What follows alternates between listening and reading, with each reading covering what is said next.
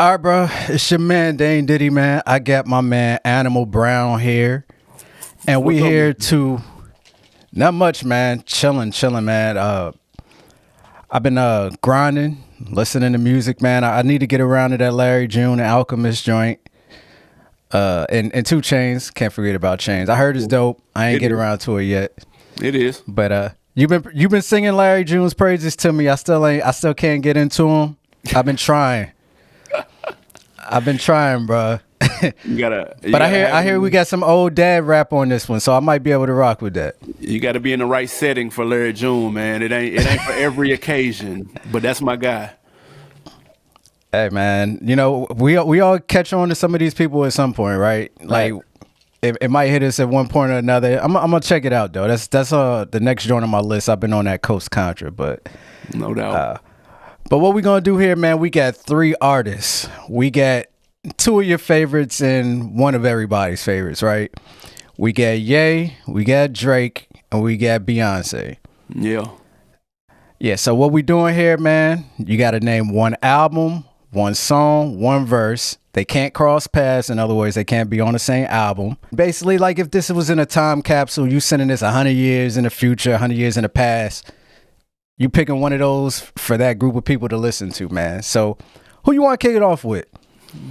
I mean, we can kick it off with Ye. Okay, let's go Ye, man. Album. I go first. For Ye, I got like a love-hate relationship with Ye. I don't know if it's documented all the way. I was super Ye'd out, but no more Ye for me, for real. So for albums, I think I will go with the easy choice. There's four easy choices for Kanye. Yeah. But to me, the easy choice is Late Registration. I think the entirety of the album is just complete from front to back. I do think it kind of overstays its welcome, but not in a way that's actually bad. Every song on there is listenable. Every song is palatable. It's 21 records? Yeah. 20 records? 19? But either way, I listen to every single one of them. I don't skip a single song. So the runtime is a little long, but I feel like no matter what generation of people you play this for, they're going to accept it and they're going to love it. And Ye's mom was alive, so I had to pick somewhere his mom was alive. You can't go wrong with that. Like you said, there's a couple of easy choices. He's got one of the best discographies. And at minimum, it's top heavy. If you want to argue that, if you're not a fan of his Yeezus era. But yeah, definitely not. But I ain't mad at that, man. I went album. I went My Beautiful Dark Twisted Fantasy, which I figured is probably one of the other four that you could go with.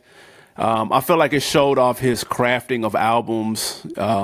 This kind of showed his producer bag, similar to what you get with like a Dr. Dre with the Chronic or Chronic 2001, where he's got many different features and they're perfectly placed, in my opinion. He really got in his producer bag. He's rapping his ass off on here. The Good Friday rollout leading up to it was crazy. That was a moment in time. I had to skim through them Good Fridays to pick to see if I wanted to take one of them for my verse. And you see what I'm saying? Yeah. It was some heat, man. And so, this is also like a bounce back from the controversy from the Taylor Swift thing. And for better or worse, I feel like this made him feel invincible because he was panned. He caught a lot of flack for the Taylor Swift incident, and people were right back on him after this album. And I think that may have thrown his head off a little bit. I feel like we're seeing the effects of that now, but that's a whole nother story. But I could have picked several albums because I'm a big fan, but I'm gonna go with My Beautiful Dark Twisted Fantasy. Somebody actually had a good point about that Taylor Swift thing. They actually pointed out the fact that maybe once the Taylor Swift thing happened, he realized that he could use some random gimmick as a rollout for the album. So they point to a gimmick or some type of controversy that happens before every single album came out from that point forward. Yeah, but you could also argue he's had a gimmick or a controversy, period. That's the thing. Right. Right. In the words of Eazy-E, all publicity is good publicity in some people's eyes, and I think he subscribes to that now. But again, that's a whole nother episode. Man, you ain't lying about that. All right, so song, what you go with on that one, man? Man, what a catalog is crazy as Kanye's, man, this one was a little tough for me. But if someone had never heard him, I narrowed it down to a handful, but I decided to go with Can't Tell Me Nothing. Okay. It just, from the production tip, his creative flip of the Jeezy ad lib, that came off a joint from Recession? No, 102. Yeah, yeah, yeah, 102. yeah, yeah. I thought it was Recession. I think Tump said it was a Recession. You might be right though. You might be I right. can't remember, one of the two. It was one of the two, but he flipped it. And the way he chopped it up, the ad libs, the voice sample in there. So just on the production tip, I think it screams Kanye, like peak Kanye. And then the subject matter, I had a dream I could bob my way to heaven. When I woke, I spent that on a necklace. Like, he was one of the first. We all got issues, including myself. I'm just, kind of the only one that'll lay it out there type situation. So he was showing a level of vulnerability and kind of like self-awareness that people didn't want to admit that they had. But that wait till I get my money right that's a Negro spiritual amongst the community, dog. So yeah, The funny that's a classic thing, record. I put my daughter on that the other day, man. So my daughter's in kindergarten, and I threw it on, and by the second hook, la la la la. So you're right, it definitely is a spiritual. Facts. So that's and Tump was a fool on that beat. Killed it. Tump is underrated. That rim shot, the rim on that joint is crazy. It sets the beat in a whole nother direction. That's definitely an easy record to pick.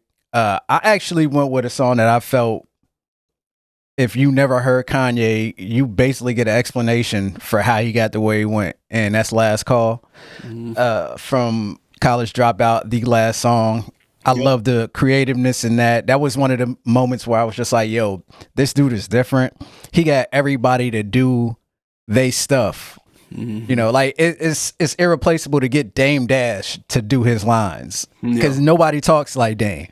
Like when you hear Jay, oh, you a real soulful dude, man. Like I don't want to hear no Affion Crockett or D-Ray Davis doing that. It had to be Jay.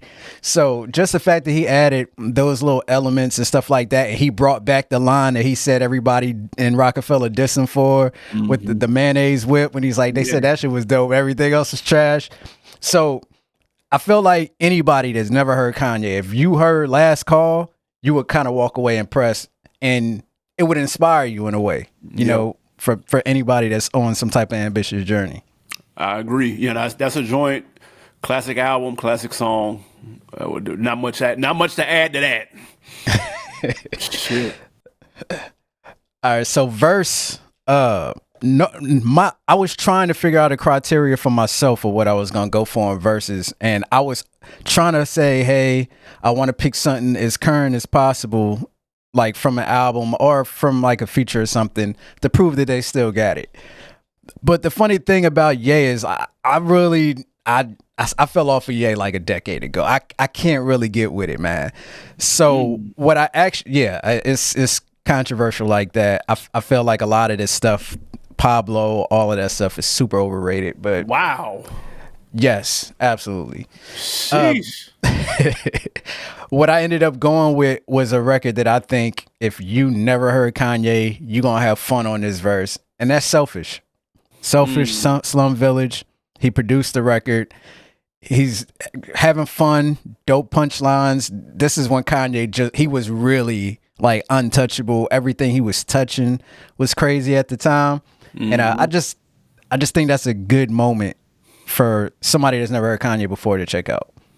I ain't mad at that, man. I kept it on one of his albums. I went to your pick, Late Registration, and one of my favorite Kanye verses is the first verse on Crack Music, where he creatively, and I know it's been done before, but he spun, the crack epidemic and how he flipped it into, CDs and music, and it's just, this is the epitome of old Kanye, where he's speaking on pro-black stuff, historical stuff, stuff that would make his mom proud, but he creatively flipped it at the same time. How we stopped the Black Panthers, Ronald Reagan cooked up an answer, like the double entendre, like the verse is crazy. crack raised the murder rate in D.C. and Maryland, and we invested in that. It's like we got Merrill lynched, and we've been hanging from the same tree ever since. Like that's a ridiculous verse from Ye. It really is, and that's one of my favorite ones. I'm word for word with it every time I listen to that project. I got to go. I feel like he spit that on 106 in Park before the album dropped, right? Oh, that's crazy. Nah, I don't remember that. Yeah. Like I think Free and AJ were like, "Yo, can you give us a taste?" And I felt like he did the crap music verse. Or if it wasn't 106 in Park, it was like Rap City, the Breakfast Club, or Big Boy or something like that. Gotcha. Okay. Yeah. No, I can see that. That's one of them verses though, so I ain't mad at that. I guess we should, let's go to Beyonce, man. Let's go to Beyonce. Let's say the best for last. I wouldn't say all that, but let's definitely go ahead and because if we was doing that, I think we might be doing Beyonce, unless you want beef with the Beehive. I don't want no smoke. Exactly. So let's go ahead with Beyonce, man. Album. Yeah. To me, Beyonce album, I just feel like the Beyonce to me has about 4 classics.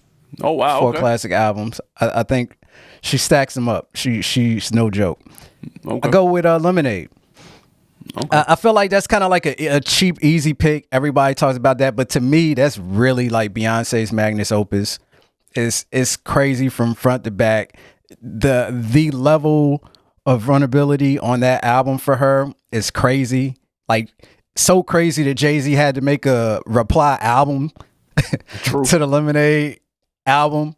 The fact that she made a whole visual for everything. The tie back to her grandmother, all of it, the Freedom record, the Formation record, then that's what led to her Super Bowl performance, because she was just steaming hot. Facts. I just feel like it's an easy pick. Love Drought is one of the best written records, period. The writer was on her label, was complaining about the label, but when Beyonce sings it, it sounds like a totally different record. Like that album is crazy. Lemonade. Yeah, no, that put her over the top. I mean, if she wasn't already over the top, that kind of cemented it. Again, like you said, the impact was crazy coming off the Super Bowl. I mean, getting her the Super Bowl gig in New Orleans. It's hard to argue with that, man. I'm going a little bit selfish because this is personally my favorite, but I don't think that people talk about this album like that. And that's her debut. That's Dangerously in Love. Coming off the success of Destiny's Child, she was clearly the Gladys Knight of the group. She had the star power. She had the voice. She had the presence. And I'm a ballad person, and I like this era of R&B. With a couple of Rich Harrison joints on there, some Missy, some Scott Storch. It's got the Me, Myself, and I, the Baby Boy joint with Sean Paul, Naughty Girl, Crazy in Love with Hove. Hove is on here twice. But then you get like the ballads. You get the Closer I Get to You, the Luther duet. Signs. Signs. You get the Dangerously in Love. And the Be With You, like it's like. And I went to the Renaissance show with my wife in Toronto, and she came out to that Dangerously in Love. And listen, man, I had to tilt my hat low. I had to keep my brim low. It was close. I was on the edge. I was on the verge. That's my shit. So listen, that's my joint. But yeah, I like it because it's a little more ballad heavy, which is just, again, that's just a personal preference. And it's just one of them early 2000s R&B wave, and it takes me back to that time. So that's kind of, it's a selfish pick. So even if I were to play something for someone else to give you like a full package of Beyonce, this probably wouldn't be the number one pick. But again, I'm just being selfish with this one. I feel that. Song. What you going with for song? For song, this one was a little tough, but I feel like what she stands for now is a lot of kind of women empowerment and just confidence. And when I think confidence, I think Flawless. The beat is crazy. Crazy. That's a little bit more of like what your modern air quote Beyonce sounds like. You could argue the beat is almost like a hip hop, more like rap beat. But her versatility on it is bananas. And then it just, you get verses that kind of sum up why she feels the way she feels. You know what I mean? My daddy taught me good home training. My mama told me, all that shit. You know what I'm saying? My man made me feel so fine. Like she's got the charisma, she's got the bravado, but she explains why. And I feel like she doesn't do a lot of interviews or a lot of talking, so you kind of have to pick up cues from her music of why she feels the way she feels and says the way she says, or says what she says. And I think that kind of sums it up. So yeah, I would go Flawless, but that's just a hard joint. Period. That skit that's in there, yeah, it's crazy too. Facts. So for Song for Me, I believe the song's off the same album. That's because that's on Beyonce, right? It is. Yeah. So I went with Rocket. Okay. Rocket on that joint is crazy. I feel, bro, just the way she starts that record. I feel like that was new for Beyonce fans. Like, she's like, yo, let me sit this ass. Like, and it was just like, hold on. Where's she going with this? Yeah. And we hadn't heard Timbaland produce R&B like that since like Aaliyah was gone. So just to hear Timbaland to lock back in like that on production, Justin Timberlake helped with the lyrics on that as well. I think Rocket is just one of those records. And then she just flexing and talking shit for like the last minute of the record. You know what I'm saying? She said, I've been a bad girl 12 times. Like that's how into the record she was. Like when people don't really do that anymore, where they just talk over a record. The record got in like 2 minutes now. You know what I mean? The attention span ain't there. Right. But for Beyonce to spend a whole minute just talking, I couldn't even imagine if she did that song live. Yeah, that would be crazy. Sure. That, you know, I'm with you. Now that's a solid pickup and a solid, super solid project. Is that one of the ones you count as a classic? Yes. I love that Beyonce album. That was crazy. She went back to back for eliminating Beyonce. I ain't mad at that. For a verse, I was debating if I wanted to add Flawless. Actually, I thought about it just because I love the rap cadence that she kind of uses a little bit on there, and she kind of did it a little bit in Bow Down as well. But I ended up going with the second verse of Halo. Because it's just something about that second verse, man. That joint damn near make you tear up. Like you mentioned, like you got to turn the lights down. Listen. You got to put your hat down, put your Easy E shades on. Bruh. And it's just something about Beyonce's voice when she just start doing that thing. I don't really know how to explain it. I just know that when she turned it on, it ain't really nobody else that could touch her. And it's one of those things where even the Beyonce haters would be like, all right, I got to give it to her on that one. Yeah. Like, that's one of those records. And the video was beautiful too. But if you never heard Halo, I'm pretty sure you will be blown away after you hear that. Yeah, that's a grand slam right there. She hit that one out the park without question. Single video was crazy. I went with a single as well. I know this is a little bit of a layup. We picking singles, but I went with the first verse of Irreplaceable. I feel like this, and I know Neo wrote this, so I know genius. Yeah, cold, unsung hero. You know what I mean? Still in my eyes. And it's off the B-Day project, but I like it. This was in her like in the single ladies era, the kind of women empowerment era, the not standing for no BS era. So I really felt like this helped shape how women look up to Beyonce because of how, to the left, everything you own in a box to the left. Like, I'm not, like, we're not doing this. I'm out. You out. Actually, I'm not out. You out. Right. So it's kind of like flipping the script a little bit.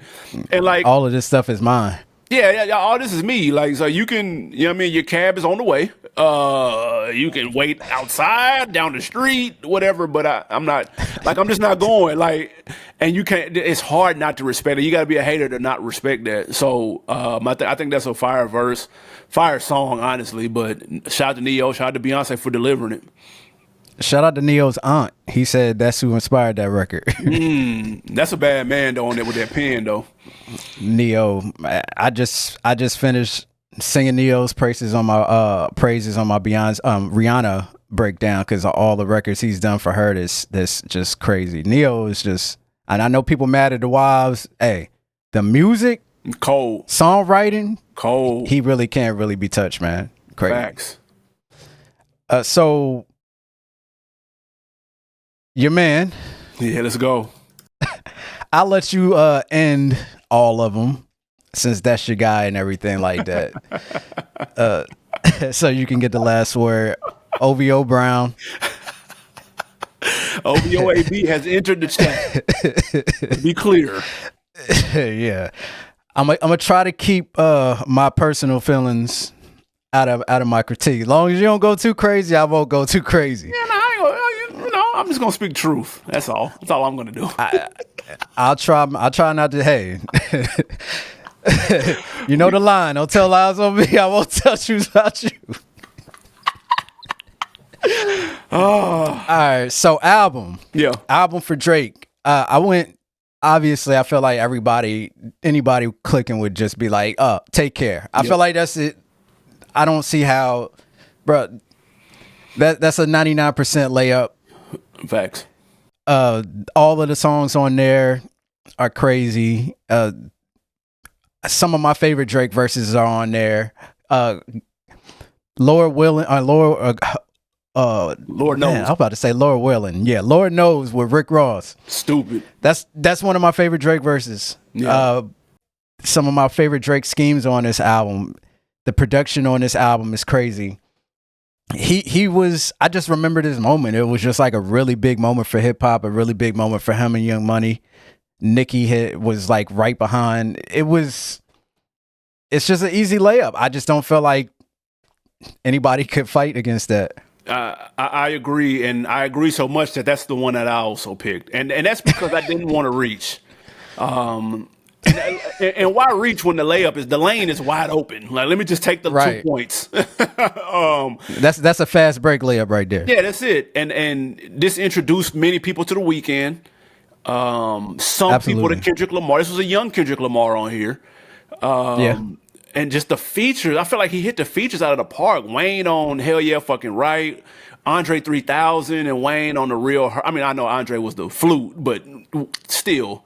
It don't matter. Yeah. Still, Nicki, Ross, like everybody just nailed their verses, man. Like it, and I feel like this was the most impactful Drake album because this opened the door. Because songs like Marvin's Room opened the door for Bryson Tiller's, Tory Lanez, to a certain extent, Kevin Gates.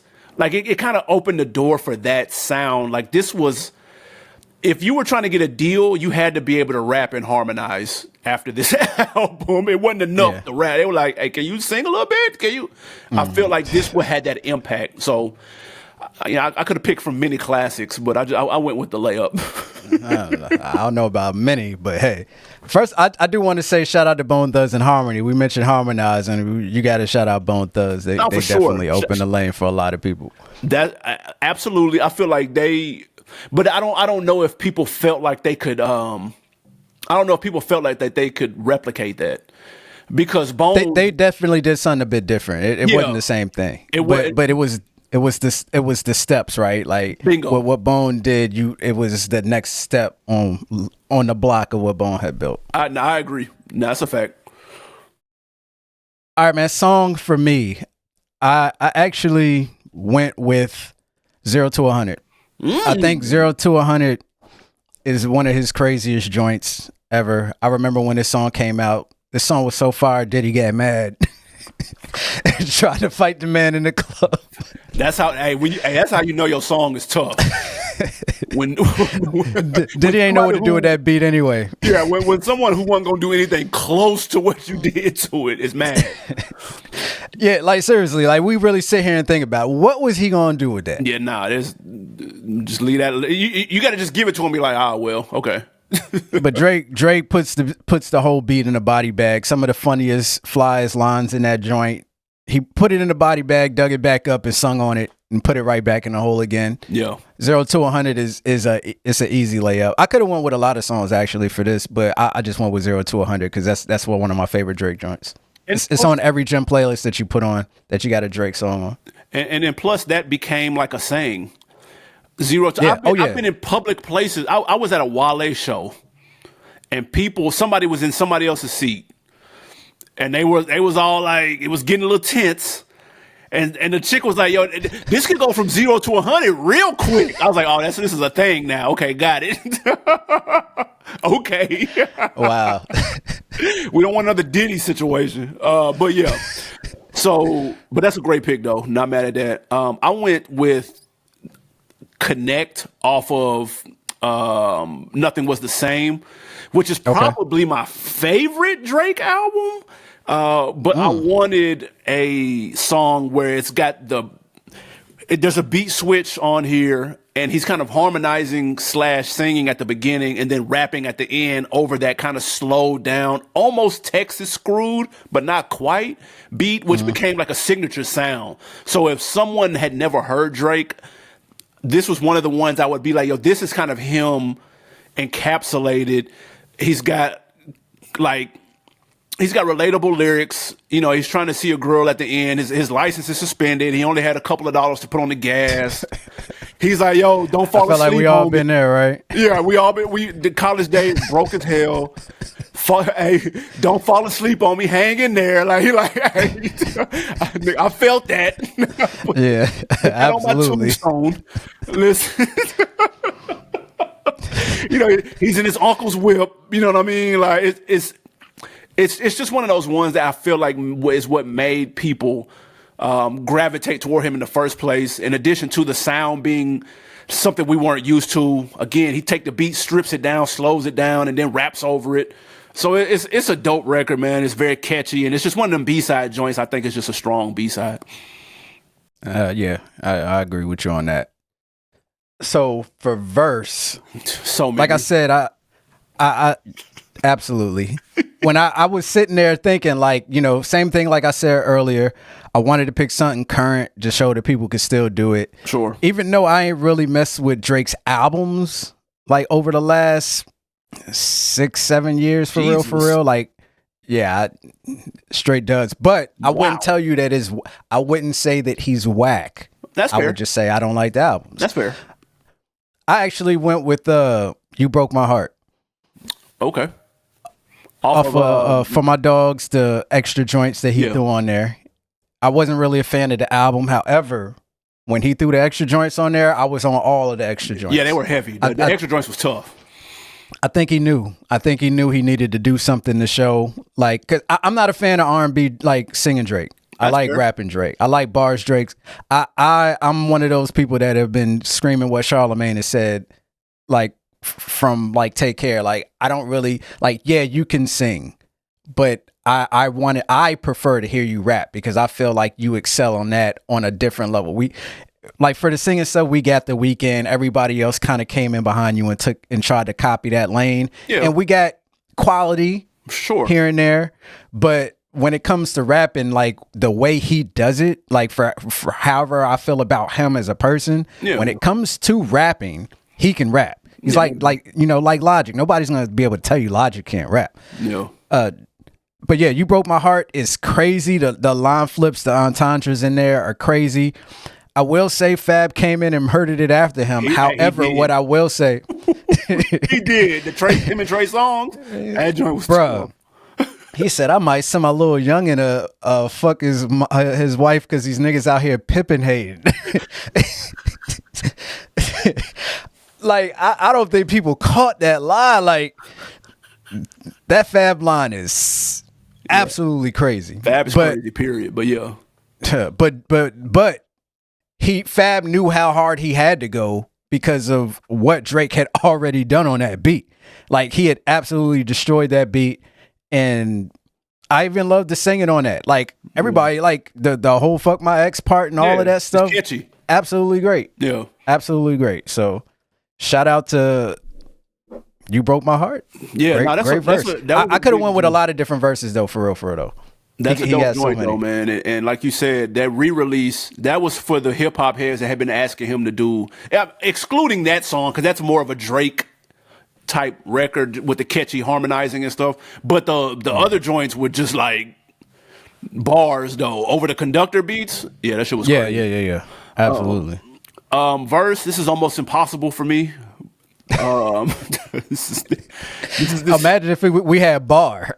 That would have Oh been yeah, worse. so I just had to quit. I just had to stop overthinking and just grab one that maybe a lot of people overlooked. And I went with "Lose You" off of "More Life." And Okay. I like this joint because he's kind of aware that people are. This is around the time that people are kind of turning on him. I'm putting air quotes on turning on him, meaning that some people were kind of getting a little tired of the content. And this is kind of like him speaking about at what point in my come up did I lose you? You're like, what was it about? What is it about me now that's not cool or that isn't respectable that was 3, 4, 5 years ago? And I love the opening line, and I feel like we're seeing the evidence of it now. He says, winning is problematic. People like you more when you're working towards something, not when you have it. That is spot on. And I feel like we're seeing a little bit of that with people coming at him now, the 20v1 or whatever you want to call it, because he's the number one player and people are tired of the same person winning. I feel like that's just natural. I don't know what that is. People got tired of Brady. People got tired of LeBron. People get tired of the same person winning over and over and over again, unless that's your man or your team. Outside of that, you're like, hey, man, can somebody please? At first, it's respected, it's cool, and after a point, you don't even want your team to win no more. You're like, man, just can somebody beat this person, like, please. So I feel like that speaks to that. But the verse is a really dope verse. It's the second verse off of "Lose You." I would highly suggest people check that out if they slept on it, because I know "More Life" isn't a huge favorite amongst passerbyers. So I would say check that out. It's fire. To add to your point about the people not liking people that are winning, I mean, there's a lot of people that have said it.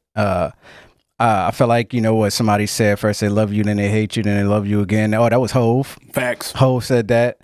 I mean, I watch wrestling, bro, and people love the chase to that person getting the belt. And once they get the belt, they off it. Yep. And they want somebody else to get it. Yeah. So in general, I do think that is true.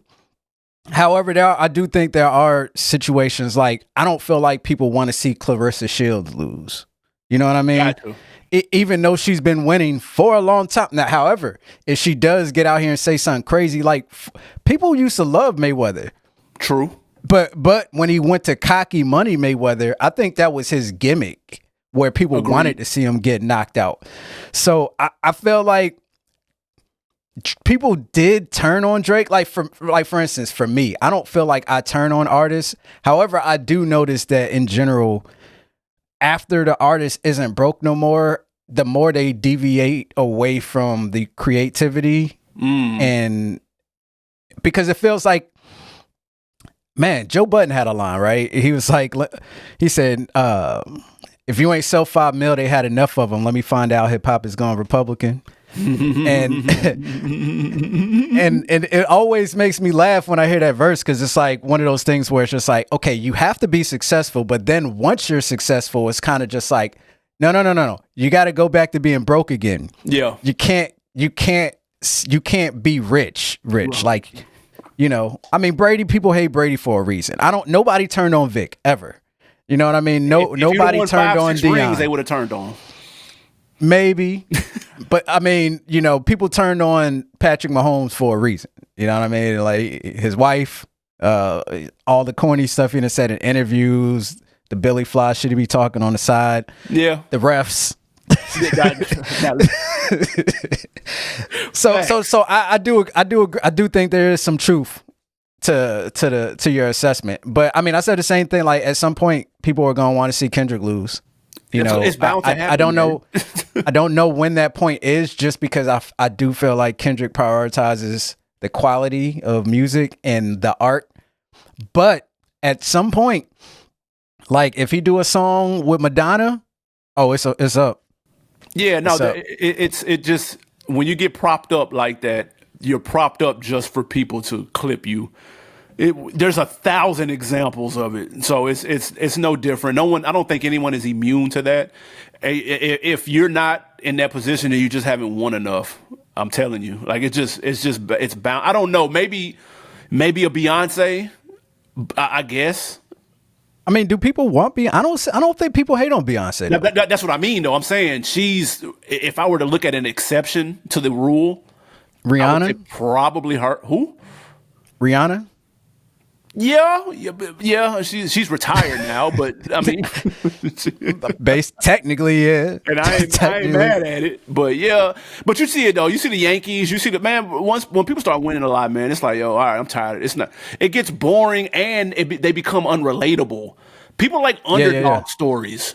People can't relate to winning all the time. Like, this is not how life works. So, you know. People get the momentum behind them, and everybody wants to be part of the come up. Yep, exactly. And once the come up is over, and they get that money, people have moved on. They're like, all right, come Where's on, the man. next underdog? Where's the next come up story? Yeah. Right. So that's what Drake. But people love a comeback story, though. People love a comeback story. That's true too. Yeah. So. I love this concept, man. This is dope. Absolutely, man. I had a lot of fun. I want to see what people in the comments got to say about, they one album, one song, one verse. I wonder who they want to see us talk about, who they want us to attack. Yeah. I had some people in mind that I like to talk about too. Could be some dope conversation, but yeah. Absolutely, man. One album, one song, one verse. Can't be from the same project though. Don't cheat. Yeah. Don't cheat. That's what makes it tougher. Because if I had my way, I would have picked everything from Lemonade. And I would have picked everything from not to. Yeah, seriously. I specifically sat there and was just like going back and forth for Graduation, man. But yeah, for sure, can't beat that. And nah. All right, y'all. Put y'all stuff in the comments. Check out the content coming out. Peace. All right.